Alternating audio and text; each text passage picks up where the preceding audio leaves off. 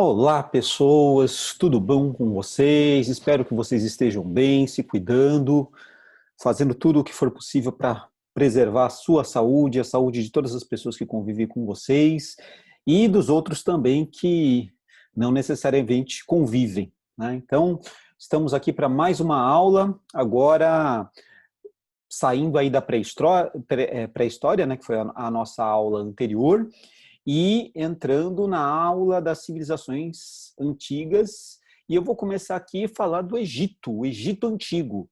Vocês vão reparar que aí no título que eu coloquei da aula, eu coloquei civilizações africanas, Egito Antigo. Por quê? Porque eu estou trabalhando com um conceito de entender o Egito Antigo como uma civilização que se desenvolveu dentro do continente africano, dentro da África, né? Que é um dado que é inquestionável. Porém, o que aconteceu ao longo do tempo, em especial, se a gente observar do século XIX ou mesmo século XX, mais especificamente, a gente vai observar um olhar, uma interpretação da história do Egito Antigo como algo ligado ao Oriente Médio, né? Inclusive em reflexões aí sobre geopolítica, pensando a dimensão do Oriente Médio hoje, normalmente o Egito é inserido ali, sendo que ele está encravado ali no continente africano, se conecta através da Península do Sinai ali com a Ásia, tem uma relação forte, sim, com o Oriente Médio, mas essa civilização lá da antiguidade era uma civilização africana. Então, esse será meu recorte. Por quê? Porque em outras aulas, em determinados momentos, eu vou inserir outras civilizações africanas. Porque assim, eu já estou também desconstruindo uma situação daquele olhar que é o olhar, vamos dizer assim, ainda preconceituoso sobre a África, de que a África não teria cultura, não teria ali uma história, etc. E tem uma história que é riquíssima. E a minha ideia é fazer a inserção dessas diferentes civilizações, em diferentes contextos geográficos do continente africano, para que nós possamos falar mais detidamente. E, com isso, também reduzir, se não, pelo menos, estruturar muito bem aí aquilo que seriam lacunas e falhas na formação que grande parte das pessoas teve por não conhecer história da África, né? Não estudar a história da África. Então, esse é o meu intento com esse título escolhido. Peço para vocês, antes da gente entrar na matéria, cumprirem o ritual do YouTube. Então, quem não é inscrito no canal, que se inscreva, marque lá o sininho para você receber os vídeos quando tiver vídeos novos. Eu, no momento, não estou estabelecendo uma periodicidade assim marcada. Vídeos no dia tal e tal, tal e tal. Eu, enfim, estou desenvolvendo várias atividades e a gravação dessas aulas, desses vídeos para o YouTube, estão no meio. Então, para não criar um estresse desnecessário para a minha pessoa e, por conseguinte, para quem acompanha, eu estou fazendo aos poucos, gradativamente. Escolhi, inclusive, um modelo que pode ser que não agrade a alguns, porque às vezes a gente vê assim, aula de 15 minutos, de 20 minutos, meia hora. E assim, às vezes tem pessoas que falam muita coisa, muito rápido, e eu preferi ir numa coisa mais tranquila, mais sistêmica, informativa, analítica e, por sua vez, que desse conta de agradar tanto aquele que quer fazer uma revisão sobre o tema, quanto aquela que não conhece muito sobre o tema, quer aprender, pode estar na escola, pode estar interessado no vestibular, enfim, os interesses são dos mais variados e a proposta é essa, né? Então, serão aulas, né, ali como se fosse uma dobradinha de 50 minutos. Né? Então, 100 minutos, mais ou menos, às vezes extrapola um pouco mais, às vezes é um pouquinho menos, mas vai ser mais ou menos nessa cara aí para que a gente consiga fazer fluir, né, a explicação dar conta de inúmeras referências, trazer as fontes, né?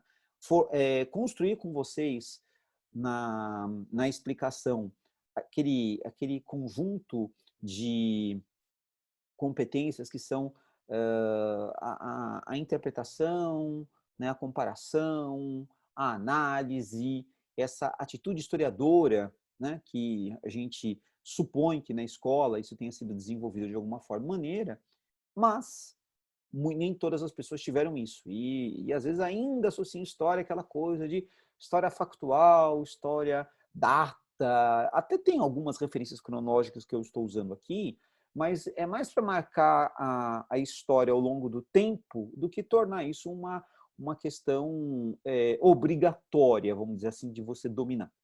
Tá? Então, eu estou aqui desconstruindo também aquela visão de que você saber história é você decorar fatos históricos, né? Então, isso é uma coisa que não faz muito sentido. O fato histórico é uma ferramenta com a qual os historiadores e historiadoras lidam, mas, acima de tudo, a história é feita a partir da análise de fontes. E nós temos muitas coisas aqui para analisar, para trazer muitas fontes diferentes para vocês, muitos recursos. E vamos lá. Vamos que o Egito nos aguarda. Muito bem. Então, espera aí que agora sim. O slide estava um pouco rebelde aqui. Então, aqui eu coloquei este mapa. Aliás, são dois mapas, né, que dão para nós um conjunto de informações bastante importante. Em primeiro lugar, aqui nós temos o mapa contemporâneo da África, Ásia, Europa, a localização do Estado contemporâneo do Egito, a República Árabe do Egito está aqui, e a divisão de fronteiras que o continente hoje tem. No entanto, o Egito Antigo ele está num contexto que é bem diferente, que é justamente o que aparece neste segundo mapa. E acompanhando essa imagem, vocês estão lendo aí uma frase que é do Heródoto. Heródoto é um grande historiador grego, é tido como o pai da história, né, no mundo ocidental, lá do século quinto para o quarto da era antes de Cristo, né? E ele escreveu no seu famoso texto História, dizendo o seguinte, que o Egito era uma dádiva do Nilo. Muito bem, então o rio Nilo, voltando a esse mapa aqui, ó, ele nasce nessa região da África centro-oriental, ele se desloca, né, então o curso da água se desloca do sul para o norte e desemboca aqui no mar Mediterrâneo. Porém, ele recebe afluentes que estão em várias áreas aqui, por exemplo, do Sudão, ou mesmo do atual Sudão, daqui da Etiópia, e a civilização egípcia se desenvolveu ao longo dele. Nesse segundo mapa, nós vamos observar qual seria essa localização. Então, essa linha mais fininha aqui, que vocês veem no centro desta área marcada em verde, é justamente o quê? O lugar onde está o rio Nilo. Agora, ele corre do sul para o norte. Ele vai de regiões mais altas para regiões mais baixas. E aí o que acontece? Quando ele chega aqui no mar Mediterrâneo, a água ela vai perdendo força. Então, ao invés de ter uma calha única, a calha ela foi se ramificando e ficou parecendo o quê? Um triângulo. Né? E esse tipo de estuário a gente chama de estuário em delta, porque ele lembra a letra delta, que é um triângulo. Né? Só que o delta é um triângulo com vértice para cima, né? E aqui no caso o rio ele está com o que seria a gente olhando assim o mapa, né, nessa perspectiva de frente para nós, né? O vértice do triângulo está para baixo. Então ele tem um estuário em delta. E essa área verde que está marcada aqui entre as margens, né, de um lado e do outro, seria justamente o quê? As terras férteis inundáveis. Então, se vocês observarem aqui, ó, nós temos uma escala deste mapa. E aqui, 1 centímetro no mapa equivale a 158 quilômetros. Se vocês observarem aqui, alguns trechos, os mais espessos dessa área verde marcada, chega a pegar isso, 1 centímetro. Então, quer dizer, você tem lá, de um lado e de outro, né, somando 150 e tantos quilômetros de área inundável. Mas como assim inundável? Bom, com chuvas aqui nas nascentes, degelo de montanhas, em aqui algumas regiões, o que acontecia? A água ia se direcionando para o rio Nilo. Então, em uma dada época do ano, acontecia a cheia do rio, o rio enchendo, enchendo, enchendo, e transbordava, né? Vazava ali a sua calha, né, original. Então, essa área verde aqui são as margens, né, a várzea do rio Nilo, e eram áreas que ficavam inundadas, em torno de 6 meses, mais ou menos. Muito bem, aí o que acontecia? Quando a água baixava, toda esta área coberta pelas águas, ela estava coberta com uma lama, que era acúmulo de matéria orgânica que o rio carregava, corpos de animais mortos, plantas, enfim. E isso era uma lama fétida, mal cheirosa, né, por conta dessa matéria orgânica ali que ficava em putrefação. E o que os egípcios perceberam? Que se eles ali jogassem as sementes, a plantação cresceria com grande facilidade. Então, eles construíram a sua vida, a sua organização social, econômica, através do quê? Do ciclo do rio. E durante milênios, assim viveram. Portanto, o desenvolvimento da civilização egípcia estará ligada aqui a esse vale, que é o Vale do Rio Nilo. Outra coisa que vocês vão observar, então, aqui, por exemplo, nesse mapa está marcando a terceira catarata, tá vendo? Segunda catarata, a primeira catarata. Então, quer dizer, o curso dele era um curso que era irregular, né? Ele tinha quedas, né? Nesse processo vindo ali do sul para o norte. Essa área em amarelado aqui seria o Alto Egito, e esta área rosa aqui marcada, o Baixo Egito. Uma outra questão que é bastante estratégica quando a gente estuda a civilização egípcia é a relação deles com o Sol. O Sol se tornou uma divindade extremamente importante dentro do culto egípcio, dentro da relação com o poder. O faraó será colocado como filho do Deus Sol. E eles entendiam que o Sol era puxado por uma espécie de carro, fazendo o percurso do leste para o oeste. Então, o Sol nascia, chegava ao seu ápice, o crepúsculo e morria, depois renascia de novo. Um ciclo, então, de nascimento, morte e renascimento. Muito semelhante também ao ciclo do rio, né? Que enchia, vazava, enchia, vazava. Então, esse elemento cíclico foi marcante na cultura deles. E eles acreditavam que, quando uma pessoa morria, quem levava a alma desta pessoa para o mundo dos mortos era justamente esse carro do Sol, essa barca do Sol. Vai ser uma barca, não vai ser nem um carro, uma barca. E aí, o que acontece? Eles construíram as cidades, que nem aqui temos algumas marcadas, ó, Tebas, Tinis, Al-Amarna, ou Amarna mesmo, né, que a gente vai encontrar, Heracleópolis, Gerse, Mênfis, Heliópolis, Tanis. Todas elas estão aonde? Aqui na margem leste do Nilo. E o que vocês vão observar na margem oeste? As pirâmides, que serviram para tumbas, os vales aqui dos reis e das rainhas, que foram tumbas também. Então, o espaço dos mortos estava no lugar onde o sol morria, no oeste, e o espaço dos vivos estava onde o sol nascia, no leste.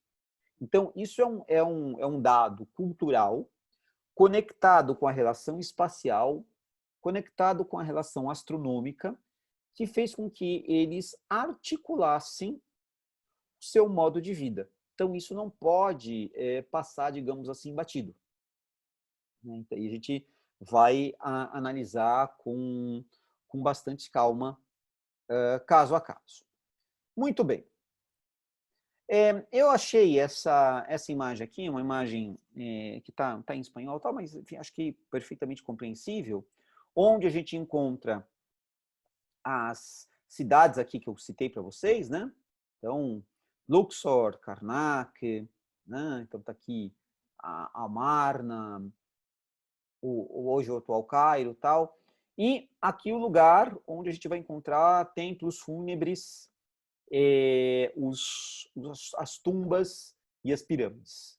Então, tudo isso está tudo marcado aqui. Nós não vamos ver todos que estão marcados aqui, mas nós vamos analisar parte aí desses lugares. Muito bem. E, como ponto de partida, o que é pertinente a gente entender da organização desse Egito antigo?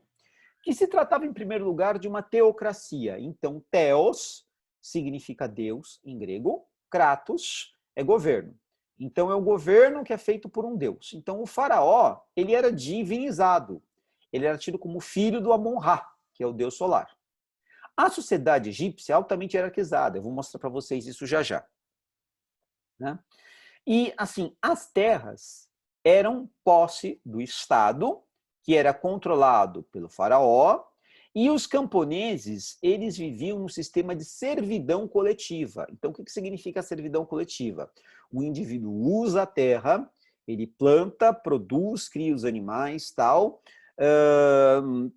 A gente vai encontrar também os artesãos, retirando matéria-prima, transformando essa matéria-prima tal, mas eles tinham que pagar tributos ao faraó.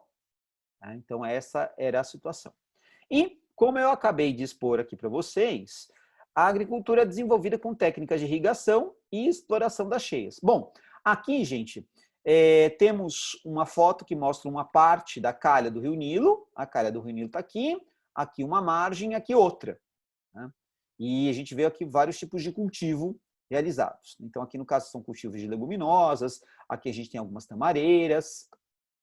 E assim, quando a gente, e aí eu vou voltar lá no mapa, quando a gente observa essa fala do Heródoto, que o Egito era uma dádiva do Nilo, o que nós temos aqui nessa região do norte da África?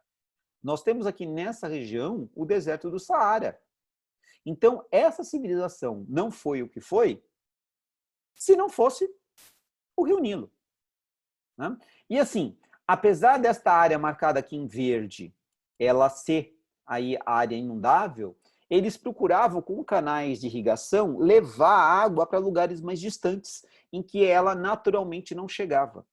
Então, tem toda uma dinâmica no processo de organização deles, porque, assim, também isso não aconteceu do dia para a noite, é um processo de milênios. A gente falou na aula de pré-história, no final da aula de pré-história, da Revolução Agrícola, ali em 8.000, 6.000 a.C.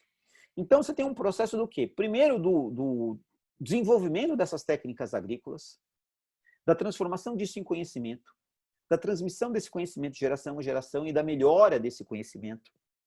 E o que acontece? Primeiramente, nós vamos encontrar essas populações ali se estabelecendo no Vale do Nilo em pequenas vilas, povoados, que foram crescendo, que viraram nomos, unidades maiores, esse é o nome que a gente dá, nomos. Né? E depois, o que aconteceu? A junção desses nomos formou a organização de um reino. Então, houve um período, por exemplo, que existia um governante aqui para o Alto Egito e outro governante aqui para o Baixo Egito. E o que a gente vai observar também é a fusão, a junção desses dois reinos que acontece por volta de 3.200 a.C. A gente vai tratar disso já. Tá? Então, voltando às nossas características aqui.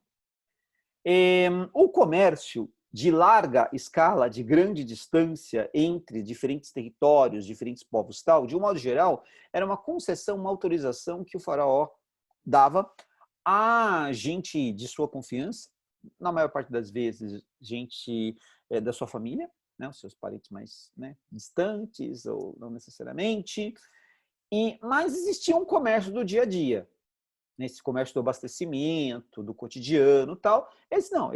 Por exemplo, o artesão, ele trabalhava o barro e fazia lá os potes de cerâmica, ele vendia. Ou o outro artesão lá, ele criava o gado, tirava o couro lá e fazia sandália, né? Então, muitas das vezes a gente vai ter essa situação. Agora, há casos também de, como é que fala? O artesão que ele só fazia, ele comprava matéria-prima de um outro indivíduo também. Então, é uma situação bastante interessante para a gente analisar, né? Que mais? A religião era uma religião politeísta. Então, poli, vários, theos, deuses. Então, nós temos vários deuses. E esses deuses, eles terão características muito peculiares. Alguns terão forma humana, ou, às vezes, também representado só por forma animal, ou, às vezes, representado por forma humana e animal. E aí é essa palavra que eu usei aqui, antropozoomorphos. Então, antropos, né? Homem, em grego, zoo é animal, em grego, morphos é forma. Então, isso são maneiras que os egípcios desenvolveram para expressar a representação dos seus deuses. Nós vamos encontrar também, no caso da questão da religião egípcia, que eles cultuavam também animais. Então, por exemplo, o crocodilo era sagrado, o gato era sagrado, o leão era sagrado. Então, existem vários animais sagrados. E também as forças da natureza. O Nilo era visto como uma divindade, os céus uma divindade, a terra uma divindade, e assim sucessivamente. Então, isso caracteriza aí o que a gente chama de politeísmo. Esse é o termo correto. E uma outra questão que nós vamos observar, eles desenvolveram uma sofisticada cultura em relação aos mortos. Não é que eles só se preocupavam com isso, mas chama a nossa atenção a sofisticação, a elaboração do repertório de informações sobre a questão da morte e o pós-morte, e o cuidado que eles foram desenvolvendo, acumulando aí para com o tratamento dado quando a pessoa morria, o que fazia, o que não fazia, etc. A gente vai ver isso também. Então, vamos por partes, devagar e com calma, que a gente consegue ter uma visão mais geral. Então, isso aqui é mais uma introdução. Eu vou me remeter várias vezes a essas informações primeiras aqui. Muito bem. Aproveito para lembrar para vocês também, se vocês gostarem da aula, tal, e acho que com certeza vão gostar, deixem comentários, sugestões, críticas. Nada é perfeito. A gente, enfim, como ser humano, também tem a possibilidade de cometer erros e equívocos, e eu, enfim, não sou dono da verdade, isso nem nas minhas aulas, na sala de aula, seja aqui também nesses vídeos que eu estou colocando. Eu estou tratando também de uma temática que ela tem muitas possibilidades de aprofundamento, então a minha fala é uma fala muito mais geral. Eu sei que cada um desses tópicos aqui renderia horas e horas de estudo, né, para aprofundado em termos acadêmicos, né? Mas o meu objetivo aqui é fazer uma ponte entre o conhecimento acadêmico e o conhecimento popular, né? Então, a gente fazer aí a história pública, né? Dar publicidade à história, mas com referências, não achismos, não delírios, né? Não elucubrações conspiratórias. Então, está gostando do vídeo? Dá o seu like, compartilha, comenta, enfim, interage aí para que a gente possa fazer um canal cada vez mais rico, cada vez mais completo e bastante dinâmico. Muito bem. O que nós temos como próximo passo? Aquilo que eu comentei com vocês, que é a sociedade hierarquizada. Então, no topo dela, e aqui eu gostei dessa imagem especial porque a gente fala de pirâmide social, né? E de onde que veio esse modelo de pirâmide? Entre outros lugares do Egito. E aqui no topo dela está o faraó, aqui os nobres e sacerdotes, soldados aqui entendam em especial os oficiais, porque a soldadesca, de um modo geral, ela vinha de posição mais baixa da sociedade, né? O soldado comum, né? Mas os oficiais era gente ligada à elite. Os escribas, a gente vai falar da escrita egípcia, então os detentores do conhecimento dessa técnica extremamente importante, a escrita. Aqui estão os comerciantes, os artesãos, os camponeses e os escravos. Esses escravos, de um modo geral, eles eram escravos de guerra, ok? A gente vai encontrar também situações para escravos de dívida, mas, de um modo geral, eram escravos de guerra. Em outros lugares isso varia. Então, quer dizer, a escravidão ela é um elemento presente em várias culturas, em vários contextos, e os egípcios lá detinham, como eles detinham também a questão da servidão, né? Então, aqui os camponeses, nessa situação de servidão, mas a gente vai encontrar também outros casos de servidão, né? Como o famoso caso dos hebreus, né? Que desenvolveram ali um período dentro do território do Egito e na condição de servos, não necessariamente de escravos, como durante muito tempo se colocou. Então, é uma sociedade hierarquizada, a tua condição era dada pelo nascimento e a ascensão social era muito restrita. Até poderia acontecer numa situação excepcional, fora da regra, mas, de um modo geral, a pessoa era de uma dada condição porque o pai, o avô, bisavô, trisavô veio daquela condição. E assim como os filhos, netos, bisnetos, trinetos seriam, porque o indivíduo era daquela condição. É isso que nós estamos falando de uma sociedade hierarquizada. Dá para chamá-la também de uma sociedade estamental, né? Então, aqui nós temos os estamentos. Dentro da lógica de poder egípcio, por exemplo, para preservar o controle numa família, o que o faraó fazia? Ele se casava com a sua irmã. Fala, nossa, mas isso é incesto, né? É pecado, né? É condenável, tal, não sei o quê. Então, em algumas culturas condenavam, a egípcia não. A lógica era manter o poder no mesmo núcleo ali. Porém, o que eles não tinham levado em conta especificamente é a circunstância de muitos casamentos consanguíneos eles provocarem problemas de ordem genética. E isso levaria a dificuldades para a gestação, desenvolvimento do feto, ou mesmo depois da criança crescida, nascida e crescida, ela poderia ter algum tipo de problema. Então, é claro, a gente está falando de um momento em que não se conhecia genética, não se tinha essa menor dimensão, hoje a gente tem, e entre eles isso era bastante normal. Os nobres e os sacerdotes aqui, eles eram normalmente parentes do faraó. Né? Então, assim, o faraó ele tinha uma esposa principal e tinha as outras, as concubinas, que muitas das vezes também tinham filhos com ele. E muitas das vezes eram parentes também, né? Primas, sobrinhas, enfim, uma variedade aí. E esses nobres aqui, eles eram aparentados com o faraó, esses sacerdotes, não necessariamente, mas podia também acontecer. E quando se fala aqui da questão, por exemplo, dos soldados, os generais que comandavam esses soldados, eles estavam também ligados a essa elite aqui. Então, há um alto oficialato, uma cúpula de sacerdotes e sacerdotisas, né, que estão ali no exercício do poder. Outro grupo bastante importante na lógica do poder eram os escribas, porque eles dominavam a técnica da escrita. Essa técnica era controlada pelo Estado, ela estava a serviço do Estado.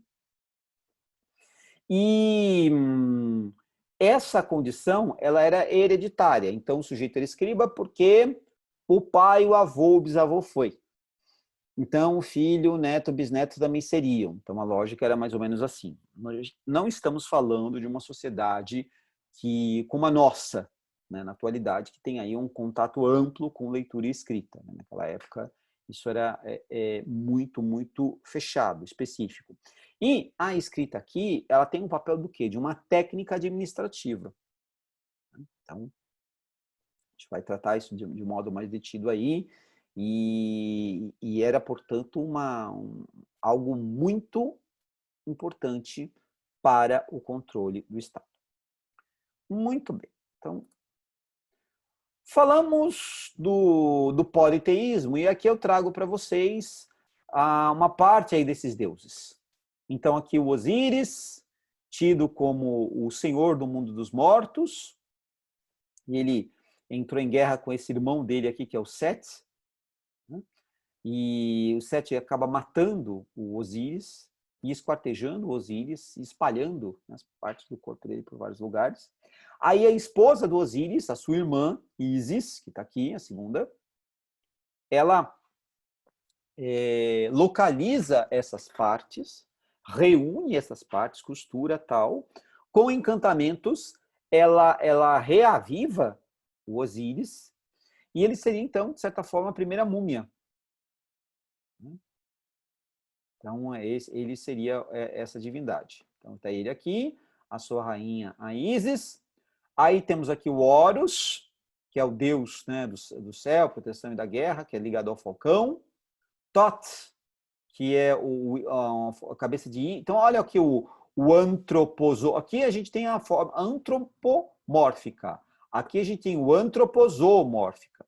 Corpo de ser humano, cabeça do quê? De animais. Então, o Horus está aqui, né? Me fala com a cabeça de falcão. O Tot, Deus conhecimento e sabedoria, ele seria o Deus dos escribas. A gente vai ver ele em ação daqui a pouco. Né? O Deus Ra é o próprio Sol. Set, que seria um Deus ligado aí né, às tempestades, ao deserto, ao caos, né, que atacou o seu irmão aqui, o Osíris. Amun, que é o Deus o rei dos deuses dos ventos. Ptah, Deus da criação, seria o Deus criador antes de tudo. Né? Aqui Hathor, que seria a fertilidade feminina. Sekhmet, que é a deusa do fogo, da guerra, da medicina. O Anubis, o deus dos mortos e do embalsamamento. Maat, a deusa da verdade e justiça. Vocês estão reparando que eles estão carregando aqui um amuleto, um objeto, né, que é o Ankh, ou cruz ansada.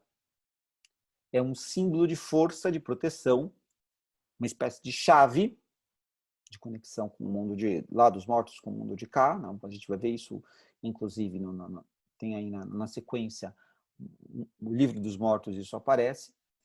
E é um dos símbolos de força, de proteção que eles usavam. Né? O Osíris, por exemplo, ele está usando aqui os símbolos do faraó. Então, o mangal, essa espécie de chicote, aqui esse cajado como cetro, a coroa, né? A própria Ísis também usa uma coroa, que seria uma coroa da rainha. Então, a gente vai encontrar símbolos ligados ao contexto do cotidiano, né? Símbolos ligados a uma questão mais específica da representação de cada deus. Por exemplo, aqui no caso do Ra, ele tem aqui o sol. Né? E aqui aparece também uma serpente, né? Essa serpente também é associada à sabedoria. Né? Olha outras divindades também ligadas ao sol em certa medida aqui, ó. Hathor, que ela é mulher com orelhas de vaca, né?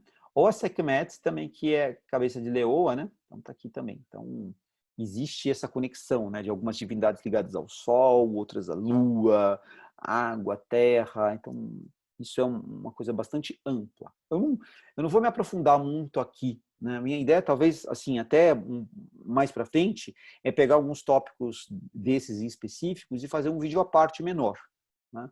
Mas isso aí é uma ideia que eu estou desenvolvendo ainda. Eu preciso primeiro criar um grande número de temas aí de vídeos, depois eu vou fazer os subtemas, subpartes, tal, para poder dar conta de uma série de situações. Enfim. Bom, esta imagem que vocês veem, ela está lá no British Museum, em Londres, no Reino Unido, da Grã-Bretanha. E é vamos dizer assim, uma espécie de, vamos dizer assim, padrão temático ligado a ao lugar de sepultamento de alguém. Então, na tumba dessa pessoa, haveria lá pintado na parede essa situação. Então, reparem, esse daqui é o morto. E ele está sendo levado para um julgamento por alguém, que é o Anubis. Então, o Anubis estava ligado à questão do embalsamamento. Então, existia lá a Casa dos Mortos. A Casa dos Mortos era o lugar do embalsamamento. Então, o corpo era esviscerado. Então, eles abriam, tiravam as vísceras e embalsamavam, colocavam isso em potes, vasos, né, que a gente chama de vaso canopo. Vou mostrar alguns para vocês. Aí, o que acontecia? Aqui, o cérebro, eles ou quebravam o nariz do morto só que essa daqui eles não embalsamavam, eles tiravam por aqui, ou pelo nariz, ou fazendo um buraco aqui atrás, que muitas vezes era mais pertinente, digamos assim, né? Mais fácil. Né? E aí, esse cadáver, ele ficava numa espécie de tanque, banhado ali em líquidos, em ervas, em sais, bálsamos, etc., por um período, né? 30, 40 dias. Depois era enfaixado e colocado no ataúde, caixão, com os objetos. Por que todo esse cuidado? Porque quando a alma do morto fosse julgada lá no mundo dos mortos e fosse aprovada nesse julgamento, o que aconteceria? Ela deveria voltar, reconhecer o corpo onde ela viveu, levar aquilo com os pertences para o outro lado, o mundo dos mortos. Então, esta vida aqui era espelhada lá. Né? Então, o que a pessoa foi aqui, ela iria lá. E para isso dar certo, a alma precisava ser aprovada. E como que isso era feito? Bom, com a pesagem do coração. Então, aqui a gente tem um coração do morto e aqui a gente tem uma pluma, uma pena. O coração deveria ser mais leve ou igual à pluma, dando a entender que o sujeito foi justo, honrado, honesto na sua vida. Aqui, junto dessa cena maior, essa cena principal, tem uma segunda cena que mostra o passado dele. Este aqui é o morto, ajoelhado, em posição de louvor, com uma mesa de oferendas, e aqui as divindades representadas. Então, ele cumprindo aqui o seu papel de louvar, cultuar os deuses. Reparem aqui nessa questão do julgamento, que o Anubis está calibrando aqui a balança, e junto do Anubis tem uma divindade aqui, uma entidade, né, que é metade hipopótamo, metade leão, cabeça de crocodilo. Um monstro terrível. Se o coração do morto fosse um coração pesado, com erros e faltas e culpas, o coração seria dado para que esse monstro que devorasse, e aí esta alma ficaria perdida por todos os séculos e séculos e séculos sofrendo. Era assim que se dava. No caso do nosso amigo aqui, vocês podem reparar que o coração aqui está mais para cima e a pena está mais para baixo. Então, ele é um homem justo, honrado, honesto. Olha o Totti aqui de novo, registrando o resultado, né, o Deus dos escribas, e o Horus em pessoa, apresentando o morto para quem? Para este sujeito que está nesse estrado, sentado nesse trono, com o mangal, o chicote, o cetro, a coroa, como o próprio faraó, o senhor do mundo dos mortos, Osíris, acompanhado aqui de suas esposas, em destaque aqui a gente vê a Ísis, branco. Muito bem, a alma foi aprovada, ele voltaria para cá, para o mundo dos vivos, para pegar seus pertences objetos, para levar definitivamente para o lado de lá, no mundo dos mortos. Agora, eu quero que vocês prestem atenção numa coisa, que aqui a gente está vendo o quê? Uma representação dos egípcios, feita pelos egípcios naquela época. Vocês repararam que o morto aqui ele tem pele escura? Os deuses também, em certa medida, né?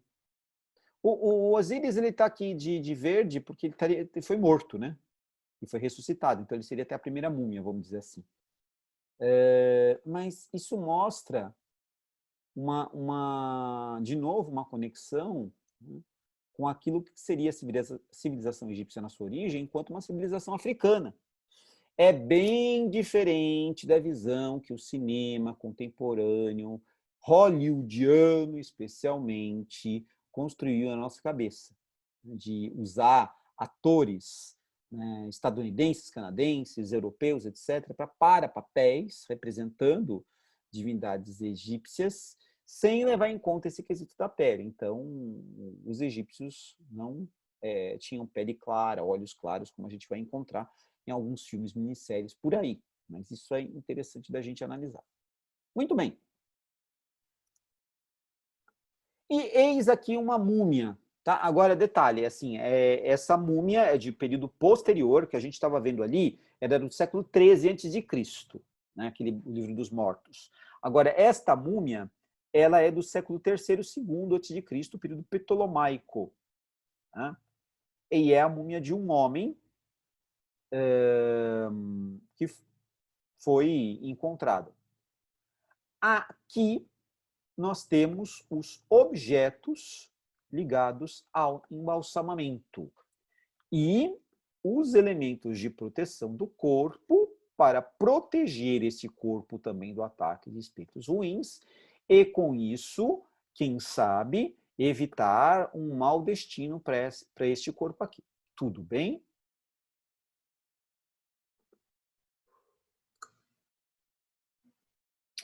Este corpo mumificado tem como característica alguns pontos bastante interessantes. Por exemplo, este acabamento dado aqui sobre o rosto, com palha trançada. O objetivo era proteger o rosto para colocar a máscara funerária que ela se encontra aqui, como vocês podem ver. E, por sua vez, junto do corpo, a gente tem esses objetos, então, por exemplo, essa espécie de colher aqui para colocar líquidos, né? Então tem uma parte vazada, com dois orifícios aqui, e aqui a saída desses orifícios que leva o líquido para ser utilizado aí no processo. Aqui tem uma espécie de faca para o processo também do embalsamamento, um vaso aqui de cerâmica, e aqui embaixo estão os vasos canopos que eu mencionei, né? Então, eles guardavam junto as vísceras embalsamadas do morto, né?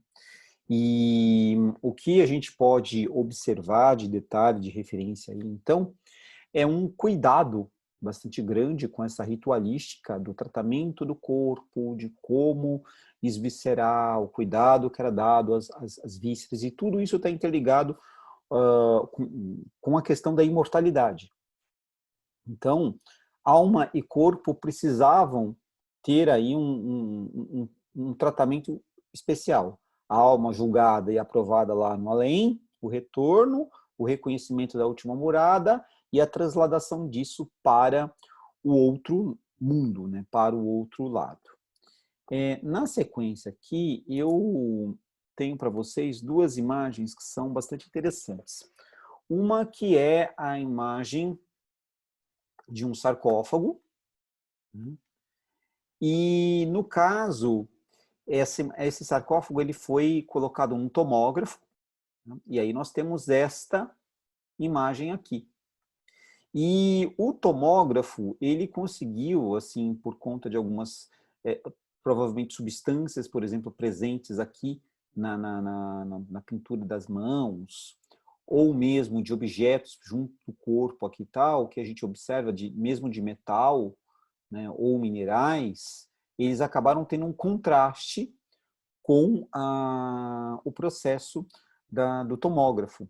A mesma coisa aconteceu aqui nos olhos também, algum tipo de substância que reagiu, né, ao processo da tomografia, então rendeu esse contraste. Então, esse recurso hoje é muito usado para tentar justamente o quê? Às vezes nem abrir o sarcófago e ver como que está a situação, o que tem, o que não tem, assim por diante, no corpo. Agora, outro dado que é bastante pertinente, que vocês têm aqui, são corpos de gatos mumificados. Então, estou mostrando aqui, né? Parece que é um brinquedo, mas não. É um corpo de um gato que foi mumificado, esse, já que era um animal sagrado, né? Tinha a deusa Bastet, né? Que era representada com a forma do gato, ou ao corpo de mulher e a cabeça da gata, né? Então, isso era um dado bastante comum.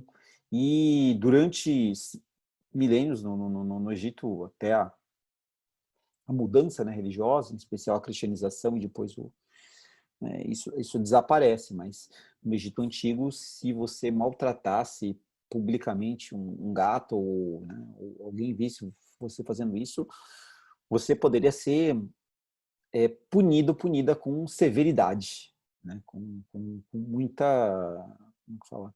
Com muita rigidez, já que se tratava praticamente de uma profanação de uma divindade, né? Então não era algo, vamos dizer assim, de pequena proporção, era de grande proporção, um crime bastante grave. Muito bem. E aí, uma outra questão que marca bastante a história do Egito, e falando de fontes para a gente estudar essa história, né? Então eu trabalhei aqui com os hieróglifos pintados nas paredes da tumba, eu mostrei aqui os corpos mumificados, isso são referências importantes para a gente analisar a história do Egito. Agora, aqui nós temos uma outra referência que é a escrita. Então, o suporte dessa escrita é o papiro. O que era o papiro? O papiro era uma planta aquática, né? Ainda existe, né? Uma planta aquática de caule rígido. Então, ela sempre vivia ali nas zonas, né, nas margens dos rios e lagos, tendo 1 metro e pouco aí de altura, que era colhido, cortado, era fatiado. E essas fibras, então, eles colocavam, né, na horizontal, colocavam na vertical, isso era prensado e depois virava um suporte para a escrita. E aqui a gente tem um estojo do escriba, então, com o que seria o cálamo, né, aquilo que a gente vai conhecer mais tarde como lápis. Aqui é tinta, né, escura, né, tinta preta, tinta vermelha, e o processo de registro aqui, né? Então, no caso, a gente está vendo esse estojo, ele data aí entre 3.500 a.C., né? E o tipo de escrita aqui que nós temos é a escrita hierática. Essa escrita hierática é a escrita que a gente vai encontrar dentro do sistema padrão, quase que um modelo cursivo, entre aspas, daquilo que a gente vai encontrar do hieroglifo, né, que seria aquela mais sofisticada que nós vimos, por exemplo, ali no Livro dos Mortos. E para entender e estudar o Egito, foi necessário realizar a tradução dessa escrita, a tradução dessa língua. E a chave de tradução utilizada foi essa pedra aqui, que é muito famosa, foi encontrada numa localidade lá no Egito chamada de Roseta, por isso pedra de Roseta, e ela foi estudada por um dos primeiros egiptólogos, que é o François Champollion, amando do Napoleão, né? Então, dentro daquele contexto que o Napoleão ele tenta dominar o Egito, e ele leva muitas coisas do Egito nesse contexto. A gente está falando de 1798, 99, a campanha dele ali no Egito. E essa pedra em especial, ela traz o seguinte: nós vamos encontrar 3 tipos de escrita em 2 idiomas diferentes. Então, tem um tipo de escrita, outro tipo de escrita e outro tipo de escrita, certo? Agora, o que acontece? Esses 2 aqui, então, 2/3 desse pedaço da pedra que sobrou, porque essa pedra era maior, tá? Aqui a gente tem a língua egípcia. E aqui, indo de cima para baixo, então aqui é a escrita hieroglífica, aquela que a gente viu no Livro dos Mortos. Aqui é a língua egípcia ainda, mas na escrita demótica, que seria uma língua mais vulgar no sentido de uso de uma linguagem mais comum, certo? E a terceira parte aqui, grego antigo. Então, o que aconteceu foi o Champollion usando seus conhecimentos a partir do grego antigo e tendo isso daqui por comparação, tanto demótico quanto hieróglifo, ele conseguiu criar uma primeira chave de interpretação e tradução da língua antiga, e isso abriu caminho para quê? Para todo um processo de mais de 200 anos de conhecimento aí acumulado. Então, hoje, os egiptólogos, eles conhecem essa linguagem, eles traduzem, transcrevem essa linguagem, e com isso a gente consegue ter um corpo de fontes, né, um corpo documental muito maior, né, para ser estudado. Então, não dá para a gente, digamos assim, dissociar essa questão da escrita egípcia da história egípcia. Né? Então, para você conhecer a história, além da questão material, é necessário também esse conhecimento da escrita egípcia, que foi vital e hoje, enfim, desempenha um papel bastante importante para a gente datar, identificar,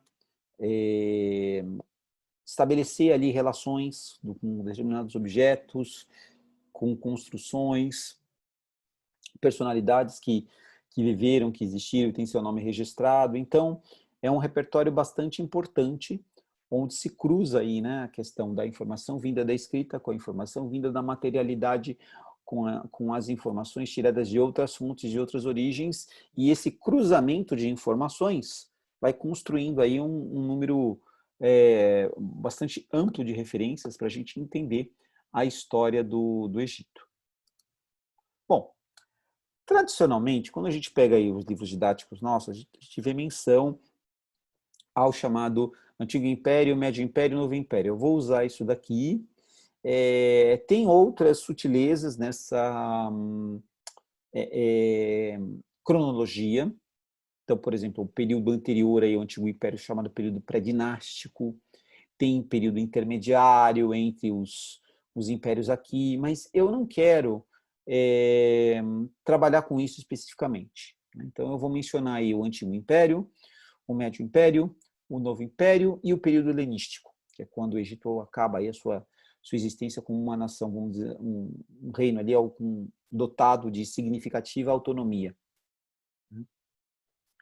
E só para marcar em que momento da história a gente está, certo? Então, esse é o meu objetivo.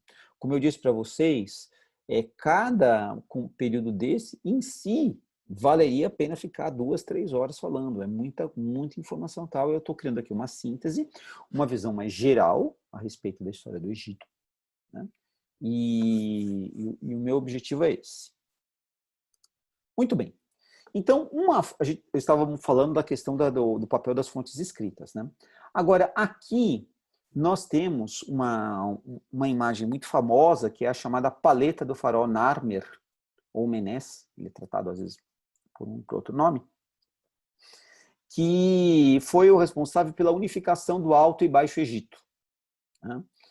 Então, aqui a gente tem uma cena de guerra, onde aqui o faraó está ali segurando, né, a cabeça de um inimigo e está em vias de dar o quê? O golpe de misericórdia nesse inimigo. E aqui nós vemos os corpos dos inimigos mortos jogados no Nilo. Né? E um pouco mais atrás dele aqui, uma espécie de servente, escravo, coisa parecida, levando coisas ali para ele. E essa cena ocorre sob o olhar, né, do falcão. Então, o deus Horus aqui protegendo, meio que abençoando essa vitória, e essa cabeça de vaca aqui relacionada a deusa Hathor. E depois a volta triunfal dele aqui. Então, ele está aqui sendo levado, tá? Os que são subordinados a ele estão aqui acompanhando. Aqui tem os estandartes, os corpos dos mortos. Tá? E aqui o registro também, então a gente vê aqui a Hathor, ela que apareceu com a cabeça aqui no alto, ela aparece aqui na forma da vaca, pisoteando, né, esses mortos. Aqui o corpo aqui desses leões, né, com a cabeça alongada, assim, interlagando, formando aí a junção desse domínio, dessa supremacia. Né? Então, isso acontecendo aqui por volta de 3100 antes de Cristo. Né? Então, esse faraó, inclusive, deixa eu mostrar aqui para vocês, ele aqui, ó, ele aparece com a coroa dele junta o que era a coroa, aqui ele tem uma coroa e aqui tem a outra coroa, né? Então a coroa do Baixo e do Alto Egito está unificada aqui já nessa representação. Bom, uma que seria a primeira pirâmide, uma não tão famosa, quer dizer, no modo geral, quando se fala das pirâmides no Egito, as pessoas lembram lá das pirâmides de Gizé, legal, mas essa daqui que é conhecida como pirâmide de degraus, é a pirâmide de Djoser. Djoser foi justamente o governante que foi enterrado nela, e ela vai receber o nome também de pirâmide de degraus ou mastaba. Né? Então, é uma espécie de... são degraus que são colocados aqui. E o que acontece? Ela está na localidade de Saqqara, que nós vimos lá inicialmente no mapa ali do Egito antigo. E essa pirâmide, então, ela tem a função do quê? De tumba do governante. E a gente vai encontrar também, em memória deste governante que morreu, um templo de louvor a ele. Então, são duas coisas distintas. O templo para louvar a memória do governante e o lugar onde o corpo dele estava. Né? Então, é isso que acontece aqui. Chama a atenção para vocês desses relevos, dessas esculturas aqui, ó, a cobra aparecendo, né, um símbolo de força, de sabedoria, dentro da cultura egípcia, diferente de outras culturas. E essa pirâmide, gente, olha só, ela data de quase ali 2.700 anos antes de Cristo. Então, quer dizer, a gente está em 2020, a gente volta 2.020 anos e volta 2.667 anos. Então, são 4.700 anos de história. E ela está lá em pé. Bom, tem muita coisa aí mal falada, vamos dizer assim, publicitada sobre as pirâmides. E como que foram construídas, e não sei o que, etc. Gente, olha, hoje o que os especialistas sabem, de um modo mais seguro e tranquilo, é que isso foi um invento humano construído por trabalho humano, trabalho especializado, então tem os construtores, tem trabalho braçal que foi desempenhado por pessoas não tão qualificadas, mas isso não estaria em pé por todo esse tempo se não fosse o trabalho bem efetuado de construtores especializados. Né? Então, aquilo que a gente chamaria hoje de engenheiro, de arquiteto, né? Tinha gente com esse olhar, vamos dizer assim, guardadas as devidas proporções do que a gente usa para a nossa época hoje e para aquela época lá atrás, e artesãos especializados que construíram muito bem, que executaram muito bem esse processo de construção, e está aí em pé. Então, isso tudo é construto humano, resultado de conhecimento desenvolvido por seres humanos.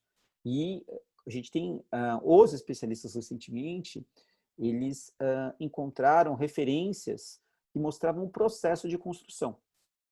Então, por que eu estou frisando isso? Muitos de vocês já viram aí documentários, livros, coisas que aparecem em filme, que são filmes fictícios, que trabalham com elucubrações conspiratórias, né? De que os ETs ensinaram o ser humano a construir, isso aí foi feito por extraterrestres, não sei o quê, mas isso não tem nenhum embasamento científico, histórico, arqueológico, antropológico, sociológico, arquitetônico, etc. Tá? Então, tinha coisas que a gente não sabia com grande certeza ou parcial certeza, tal, e as informações elas vão se ampliando ao longo do tempo. Mas essa questão de uma cultura externa à Terra que foi colocada aqui por forças superiores, isso daí está totalmente fora de cogitação. Né? Tem muito, se pegar aí o pessoal da geração mais velha, assim, que nem da minha, ou pode ser um pouco mais nova, né? Aí o pessoal que está na casa dos 20 e poucos, vão lembrar de um célebre livro que, por sua vez, inspirou documentários, né? Eram Deuses os Astronautas, do Eric Van Doniken. Então, é famoso isso daí, fora outros, né, que a gente vê. Então, tem um pessoal que tenta, né, reforçar essa tese, mas dos alienígenas, dos ETs, mas normalmente são aquilo que a gente chama de estudos teleológicos. Então, quer dizer, a pessoa já tem um objetivo ali e ela vai distorcendo as informações para chegar nesse objetivo. Porém, para a história, para a arqueologia, para a sociologia, para as ciências humanas e as outras ciências, o que vocês estão vendo aqui é tudo resultado da construção humana e da cultura e conhecimento humano produzido. Bom, esse templo é o templo funerário de Saqqara, então está ligado aí à questão do faraó Djoser, né? Então aqui a gente vê uma estrutura muito grande, muito sofisticada. Então essa é uma arquitetura de grande expressão, né? Então a gente vai desenvolver mais tarde, por exemplo, na língua latina, os romanos usavam uma palavra que é a palavra monumentum. Então, o monumentum era aquilo que era para ficar ali, para memória das gerações futuras, e era gigante, era imenso e tal. Agora, na cultura egípcia, há algo semelhante, né? A gente pode aplicar nessa palavra, por exemplo, em língua portuguesa, monumento, a monumentalidade, né? Uma arquitetura monumental, né? Porque é muito grande, é muito ampla, né? Quando comparada com outras, e isso está presente aí, por exemplo, aqui no Templo de Saqqara, em memória do faraó Djoser. Então, a gente tem essa situação do corpo, está na pirâmide, guardado lá para a eternidade, e aqui o templo, ele destinado a lembrar a memória daquele ou daquela governante que esteve ali exercendo poder, exercendo autoridade, e era vista como um ser divino. Bom, quando se fala em Egito, entre 10 cabeças das pessoas, o que aparece são as famosas pirâmides de Gizé. Então, elas são 300 anos, quase, né? Mais 200 anos, na verdade, né? 200 anos mais jovem aí que a pirâmide de Djoser. E aí nós temos 3 gerações de faraós: Quéops, Quéfren e Miquerinos. A pirâmide de Quéops ela é maior, ela tem da base ao seu topo aqui 148 metros de altura. Então, elas tinham também essa função de guardar o corpo dos faraós, das suas rainhas, com os seus pertences, com seus objetos, para eles fazerem a passagem para o mundo de lá. E foram construídas como? Da mesma forma, tecnologia desenvolvida por seres humanos. Então, essas pedras, elas eram cortadas nas pedreiras, transportadas em barcos das pedreiras para a região aí onde seriam construídas as pirâmides. Não tinha guindaste, não tinha cabo de aço, não tinha caminhão, não tinha nada disso que a gente conhece hoje. Então, como é que eles faziam para transportar essas pedras? Sistemas de cordas e roldanas. As pedras depois elas eram roladas sobre toras, né? Então, se a gente pegar aqui, deixa eu ver se eu tenho aqui tem uma caneta, né? Então, a caneta está aqui, a minha mão é a pedra, então quer dizer, colocava as toras e aí ia se rolando essas pedras e falei assim, poxa, mas espera aí, a gente está falando de uma região que é desértica, de areia fofa. Aí é que está, recentemente, o que os arqueólogos descobriram? Uma pintura mural, onde você tinha lá, mostrando eles jogando água na frente, compactando esse solo para a rolagem das toras e a rolagem das pedras. E aí se fazia por rampas, né? Então você faz a base, aí você vai fazendo uma rampa, leva para superior, tal, e vai. Então, ela pode parecer algo assim excepcional, quando a gente analisa, mas sim, com certeza, né, para quem é leigo, para quem não sabe construir nada, com certeza algo sublime, mas tudo feito por mão humana. Assim, teve trabalho escravo? Com certeza teve. Mas isso não é uma obra de escravos. Há um planejamento pelos construtores, que a gente chamaria de arquiteto, engenheiro hoje. Existiam artesãos especializados e existiram aí milhares e milhares de escravos que também produziram. Então, não foi só trabalho escravo, os trabalhadores tinham várias origens ali, várias especialidades, várias referências. Isso é bastante importante para entender. Aqui uma vista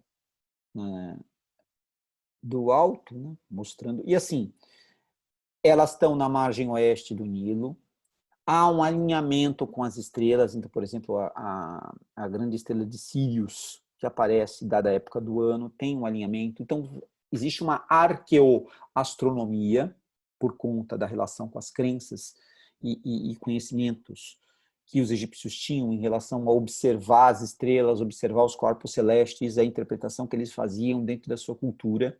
Então, tudo isso é pensado, planejado. Aqui, compondo a paisagem, a esfinge de Gizé, que ela tem aqui o rosto do faraó Khafre, e ela uma posição assim de proteção, né, desse lugar. A função dela é essa. Então, é o corpo de leão e a cabeça aqui do faraó. O nariz dela foi destruído por tiros dado pelos soldados do Napoleão, quando chegaram aí em 1798, 99. Então, muitas pessoas falam de depredação hoje em dia, que as pessoas hoje em dia não respeitam as coisas, tal. Bom, eu diria que em vários momentos da história existiram pessoas que destruíram, depredaram coisas, pelos mais aleatórios motivos. Aqui um pouquinho mais de perto. Então, a cabeça do faraó, ela aparece, ele usando, né, o característico diadema, né? Então, a gente tem aquela cobertura aqui sobre a cabeça, o planejamento que cai aqui na parte posterior, aqui a coroa, que a gente vai ver com a serpente acompanhada do abutre, e a representação da face dele aqui. Então, soberanamente tomando conta desse espaço. Do Médio Império, então a gente já está falando aí de um período, né, uns 300 anos mais para frente, do que a gente falava antes. Destacar aqui, por exemplo, é o período que a gente vai encontrar a figura do Ramsés II. Então, ele, por exemplo, ordenou aí a construção do Templo de Luxor, essa gigantesca colunata, tal. Então, isso aqui é uma fração do que sobrou. Vocês tentem imaginar esse templo na sua exuberância, né, na sua completude, no momento lá em que ele estava funcionando. Então, é um templo grandioso, é uma arquitetura também monumental. Então, não é só a monumentalidade, então não estava só nas pirâmides, estava só nos templos, também nos templos e nos palácios. De um modo geral, acontecia o seguinte: templos de divindades masculinas, cuidados por sacerdotes, templos de divindades femininas, cuidados por sacerdotisas. Então, nessa questão do politeísmo egípcio, a gente vai encontrar a presença da relação com o sagrado tanto do homem quanto da mulher. Isso é bastante importante. Aqui o templo dedicado a Amon, em Karnak. E aqui a gente vê, por exemplo, nessa entrada, tem aqui a figura do carneiro, né, que era um animal sagrado também. Né? Então aqui você tem isso aqui de um lado e aqui do outro. Então existem questões assim quando a gente fala da história da arte, né? Então, por exemplo, a questão da simetria, né? As figuras são figuras assim, por exemplo, a gente viu ali a esfinge, né? Uma coisa rígida, firme. Às vezes a coisa da verticalidade em algumas estátuas que a gente vai ver. Tem um certo grau de naturalismo. Então, os detalhes, os elementos ali, né, que adornam, que orientam ali a ornamentação da imagem e tal, então isso é forte, mas a gente tem uma questão também de o uso daquilo que no Ocidente a gente vai conhecer como representação, né? Então é uma imagem que ela constrói um modelo do que seria aquela ideia daquele deus, daquela deusa tal, não é que talvez a pessoa fosse assim. E o mesmo se aplica a outras pessoas, seres humanos, governantes, etc. No Novo Império, né, um período mais recente aí, então aqui o templo, aqui Tebas, que foi uma cidade importante durante o Novo Império, né, o templo de Luxor, na cidade de Tebas, de 1000 portas, né, que é cantada nos poemas antigos. E aqui a gente dá para ver, né, esses colossos, os obeliscos. Né. Por exemplo, em Paris, na Place de la Concorde, a Praça da Concórdia, onde fora colocada lá na época da radical da Revolução Francesa, a guilhotina, hoje tem lá um obelisco egípcio, que foi presente do governo egípcio para o governo francês, na década de 1830. Então, algo tem no Vaticano também, agora minto, não é necessariamente no Vaticano, é em Roma, não no Vaticano, tem também. Então, eles desmontaram esses blocos, levaram isso no barco e depois remontaram, né? Esse foi o procedimento. E aqui a gente vê, né, toda a presença dos hieróglifos, né, marcando aqui. Né? As estátuas, muitas vezes, do faraó, das divindades, né, aqui presentes, as esfinges aqui também guardando de um lado e de outro. Então, é uma simetria, né? O que você... Então, aqui teria um outro, né, que foi quebrado, só tem um, né? Então, aqui a gente vê, ó, tem uma estátua aqui, teria outra aqui, outra aqui, outra aqui, uma aqui, uma aqui. O que você vê de um lado, você vê do outro, né? Então, um elemento simétrico. Aqui a ação aí do José II ordenando Lux. Legal que aqui tem essa foto, tem pessoas, né? Dá para vocês terem uma noção do tamanho, por conta da presença das pessoas. E agora, na história do Egito, bom, o poder teve majoritariamente concentrado na figura masculina, por excelência. Mas em alguns momentos da história egípcia, mulheres governaram. A primeira delas é essa, Hatshepsut, que entre este significativo intervalo governou. Então aqui ela é representada com a coroa, né, e a gente vê aqui os seios. Né? Se não houvesse menção aos seios, não daria a entender que era uma mulher. Agora, aqui, ela é representada na cabeça dessa esfinge, porém com a barba do faraó, o símbolo de autoridade. Então, bom, nós na língua portuguesa falamos faraó e rainha, né, aqui na língua portuguesa brasileira. Mas eu já vi textos que usam a variante portuguesa falar em faraó e faraona. No caso, ela então seria uma faraona, né, que governou aí o Egito durante um período. Mas, de um modo geral, o poder esteve na mão dos homens, né, controlado pelos homens. Esse templo é o templo dedicado a ela, é um templo bastante grande, né, está ali na margem ocidental de Tebas, e é o templo funerário em honra a Hatshepsut, ao poder dela, né, a grandeza dela. Então, é uma estrutura grandiosa, gigantesca, né, que enaltece aí a figura dela. Este outro é um templo que está localizado hoje chama-se Abu Simbel.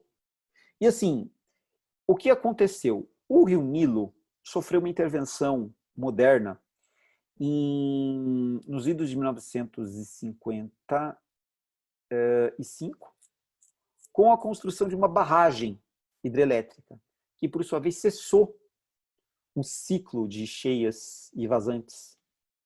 Hoje o Egito, o Nilo não tem mais isso. Né? E essa barragem criou um gigantesco lago, chamado de Lago Nasser, em homenagem ao Gamal Abdul al-Nasser, que foi o governante egípcio que idealizou essa usina hidrelétrica, no sentido de produzir energia elétrica para o Egito e fazendo com que o Egito se desenvolvesse por conta disso. Porém, com a construção desse lago para a hidrelétrica, esse templo seria submerso, seria engolido pelas águas.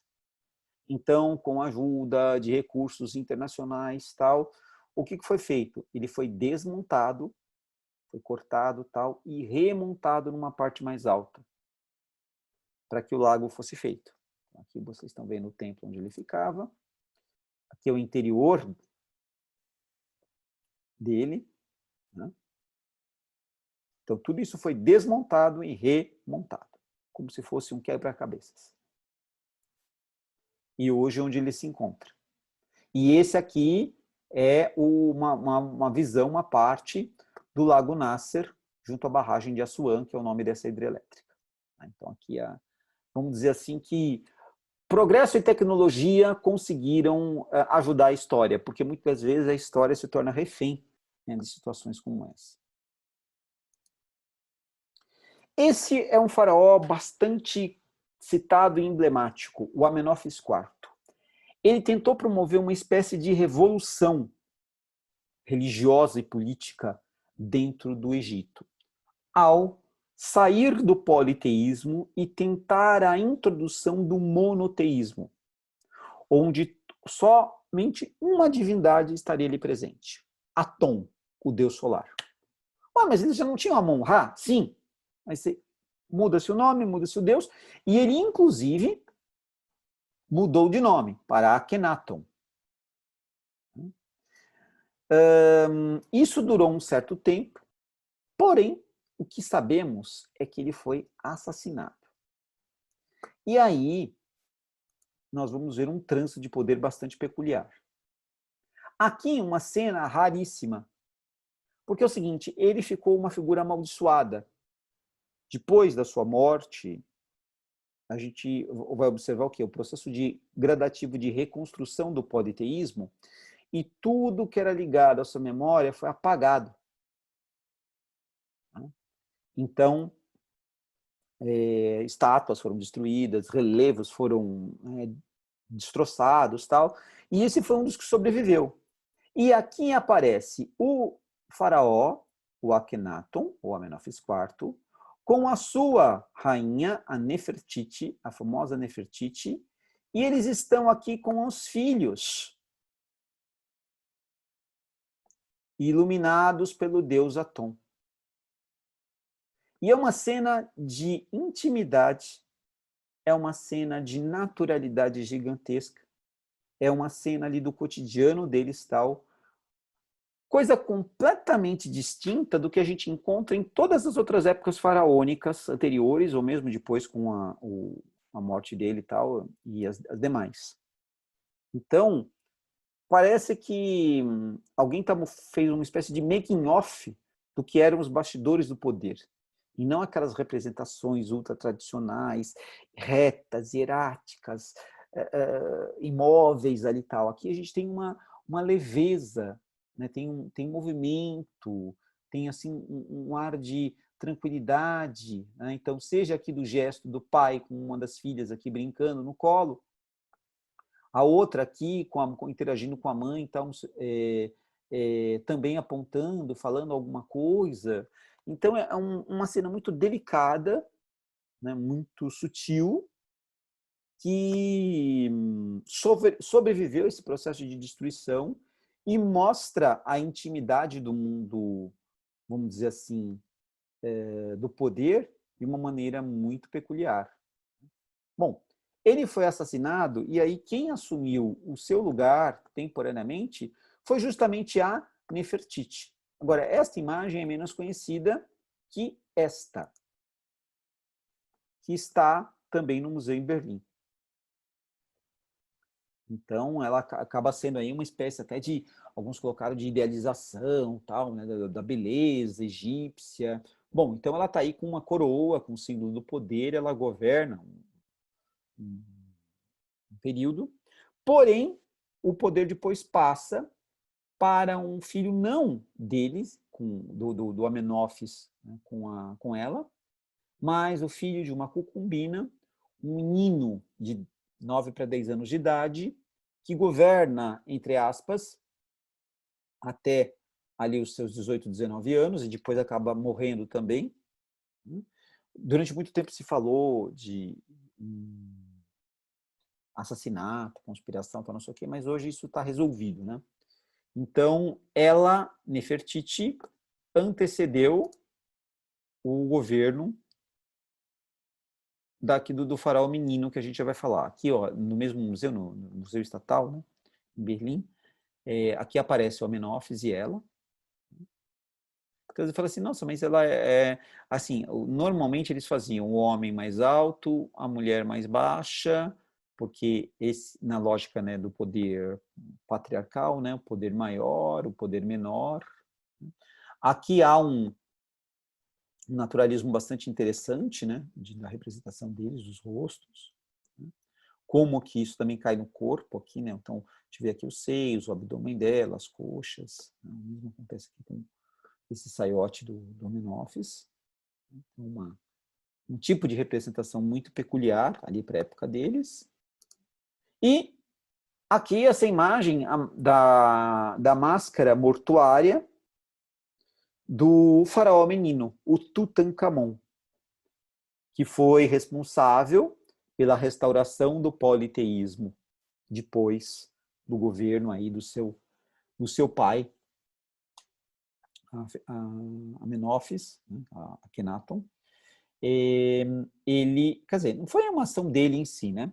Os sacerdotes, no círculo ali do poder, interagiram, interferiram para que essa mudança, essa restauração, ela ocorresse.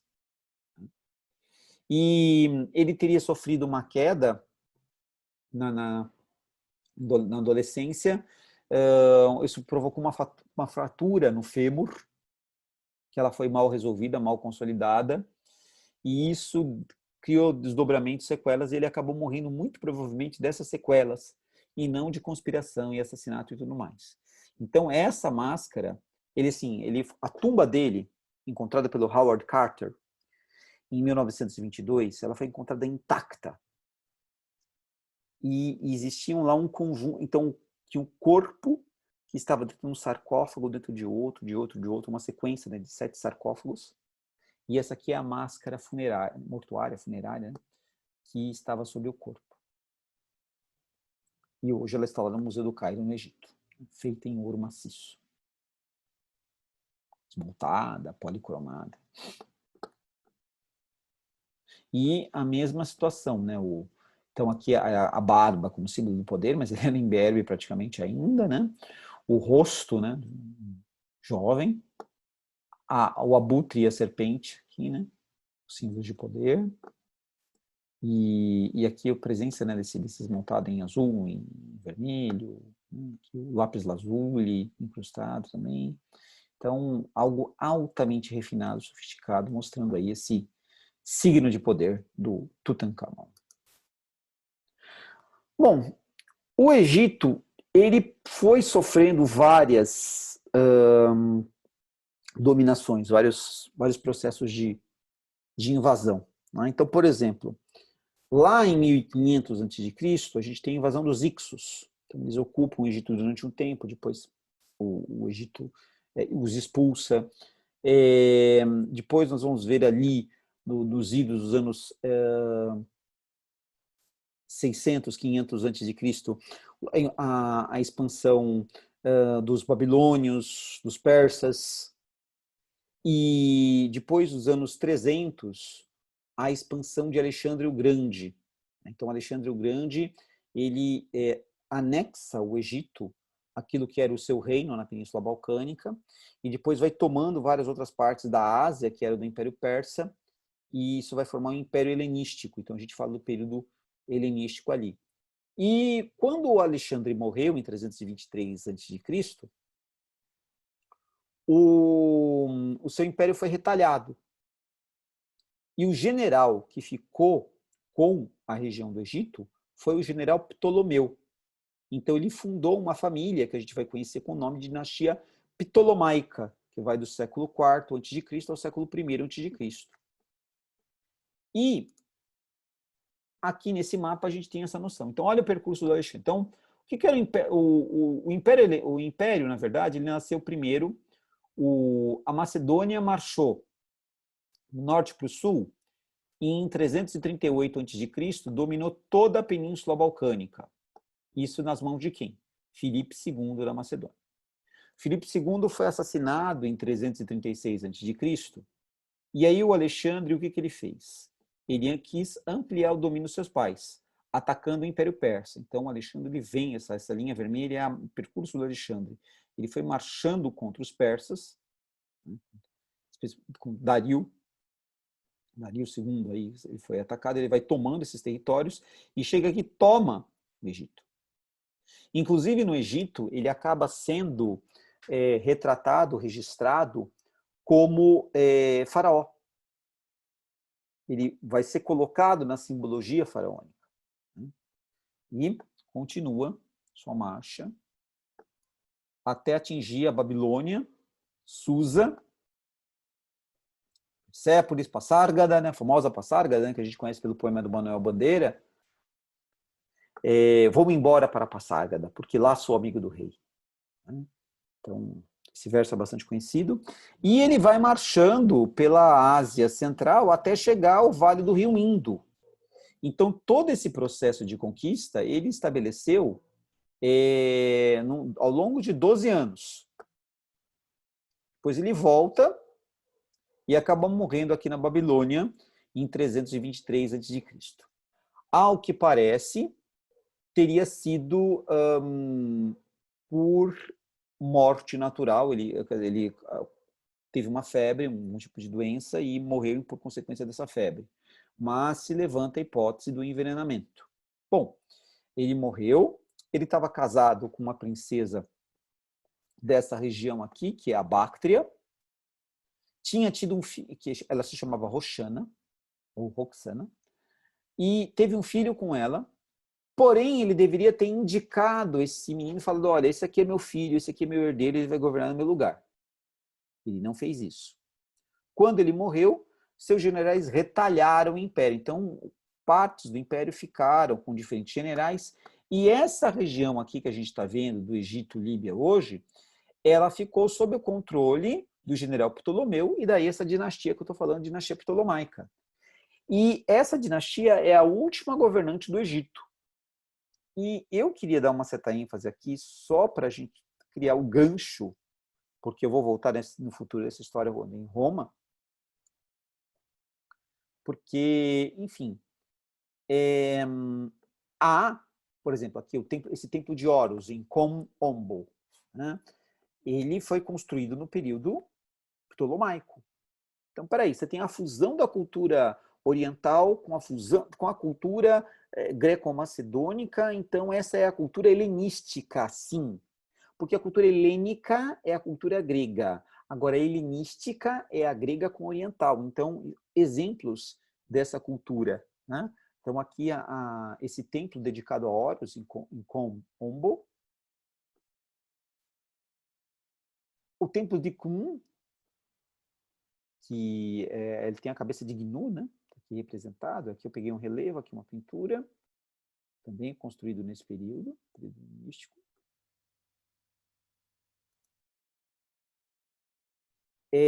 Aqui outro templo de Horus, em Édipo, também do período helenístico.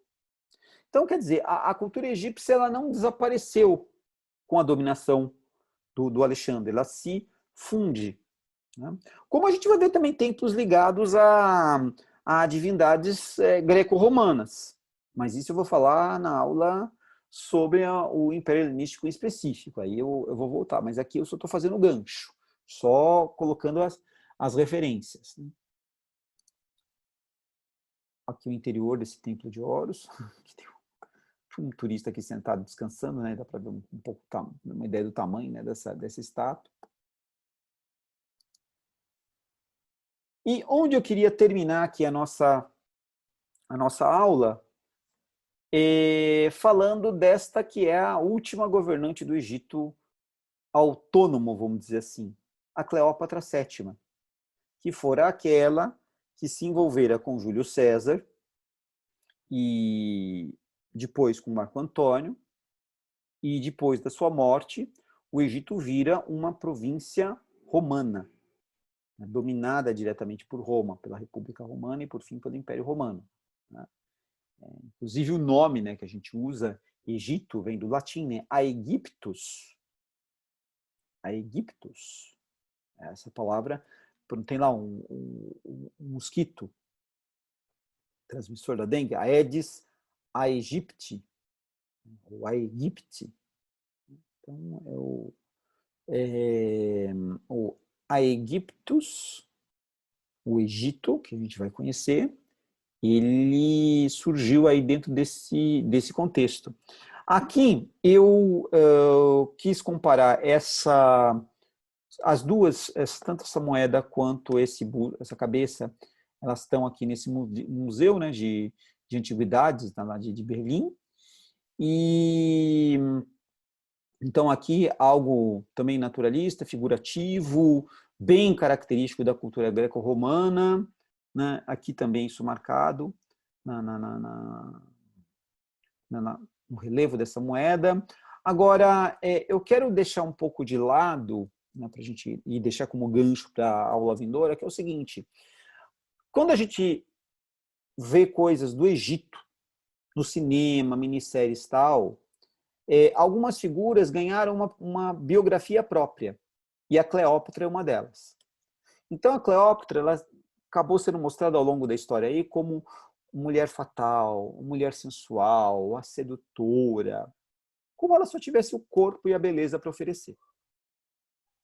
Bom, mas ela não era apenas uma mulher de grande beleza para os padrões da época, vamos dizer assim.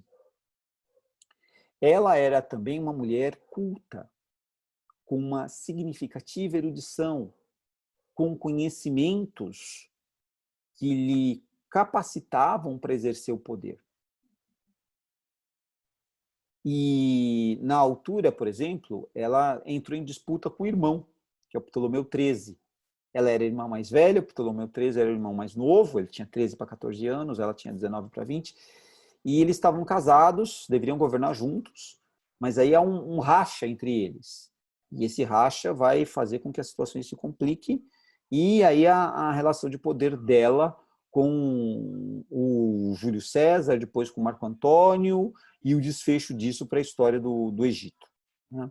Então, o que é pertinente analisar é justamente como essa figura ela foi construída. Né? Muito, por exemplo, aqui a gente vê, ela tem traços até europeus, mas ela não era de origem grega. Bom, a dinastia ptolomaica, sim, mas houve casamentos com gente do Egito, tal. Ela não era necessariamente aquilo que a gente vai encontrar no clássico Cleópatra, de 1957, com a interpretação da Elizabeth Taylor. Uma mulher branquíssima, de olhos claríssimos, etc. E tal, né? Então, isso é um processo, vamos dizer assim, de representação que o cinema construiu, que a egiptomania construiu, vamos dizer assim, né? Que não condiz com a história. Então, o que eu deixo aqui para a gente retomar uma aula seguinte, né, dessa parte do que acontece com o Egito aí no período do Alexandre o Grande, depois no período da dominação romana e tudo mais, é que assim, a Cleópatra ela não era só uma mulher bonita que usou a sedução para salvar o seu país. Ela era uma mulher culta e sofisticada, ela tinha erudição, conhecia os jogos de poder e buscou usar dos recursos que estavam ao seu alcance para se preservar nessa condição de poder. Então, isso é muito importante. E a imagem que foi sendo construída dela no cinema, nas minisséries e tal, não condiz necessariamente com aquela que seria a Cleópatra VII real. É muito engraçado que assim, a gente fala da Cleópatra, Cleópatra, né? Só que ela foi a sétima a usar esse nome. A sétima e última. Mas isso eu vou voltar na aula sobre o Império Helenístico e, por sua vez, também na aula sobre a crise da República Romana. Então, eu estou só deixando os ganchos aí para a gente depois amarrar e recompor. Com isso, eu encerro aqui essa minha, né, esse meu voo, essa minha síntese sobre o Egito Antigo. Né? Deixo aqui também, como fiz nas demais aulas, uma série de sugestões de leitura dos especialistas. Tem muita coisa em português que a gente pode ler, tem coisas que a gente vai encontrar em inglês, em francês, em alemão. Eu coloquei algumas referências aqui, ó, o MAI-USP continua sendo uma referência, o Núcleo de Pesquisas Arqueológicas da Federal do Rio Grande do Sul também, o site de Oxford, mas existem outras instituições na Europa, nos Estados Unidos, do próprio Egito, o Museu do Cairo, né, vale a pena buscar, procurar as referências, e vocês cruzarem aí as informações,